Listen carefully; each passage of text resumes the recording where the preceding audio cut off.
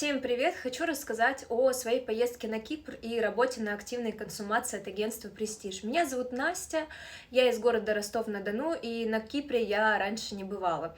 Честно сказать, я сильно переживала насчет работы в ковидные времена, но я помню то чувство, когда нас всех закрыли вообще, и как я злилась из-за этого на себя, что не поехала куда-то раньше. Просто спала и видела, что границы откроют, и мы рванем.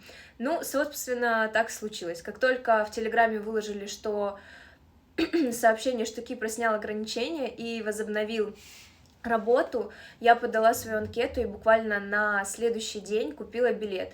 Девчонки из агентства мне очень сильно помогли открыть визу, рассказали о всех тонкостях, то есть там надо было зарегать форму, сделать тест и так далее, и я им за это, конечно же, бесконечно благодарна. Вот, сложно разобраться было и раньше, а теперь, когда у каждой, в каждой стране свои ковидные правила, просто голову можно сломать. Ну, давайте про Кипр расскажу. Я работала в Ларнаке в клубе Navy Blue. Скажу одно, заведение максимально чистое, платит все честно, четко. Босс там был у нас довольно строгий, но максимально заботливый, переживал, помогал всем, общался со всеми. Вот, гости местные туристы, много молодых и слишком красивых киприотов, которых, конечно, намного сложнее раскрутить на покупку напитка, зато с ними было, в принципе, весело, классно проводить время, не надо было из себя кого-то строить, играть какую-то роль, то есть можно было максимально оставаться собой.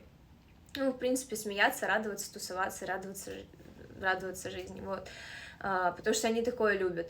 Работать можно было как без алкоголя, так и с ним, на оплату это вообще никак не влияет, чаевых практически не было, получается, была ставка, процент, и, собственно, главный плюс этой поездки — это куча новых друзей. Получилось объездить вообще все самые красивые пляжи острова, я буквально влюбилась в это место. Много русских девчонок повыходили замуж, создали семьи, поэтому в целом на всем острове относились к нам, ко всем очень дружелюбно.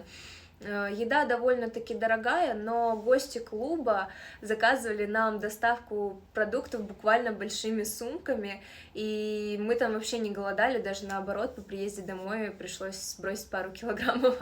В общем, поездкой я осталась максимально довольна, несмотря на то, что я часто читаю в интернете негативные отзывы, что якобы на Кипре плохие заработки, грязь, не знаю, возможно, там вам не повезло с баром или с агентами, поэтому у вас и сложилось такое впечатление, но я осталась всем довольна и советую обязательно попробовать.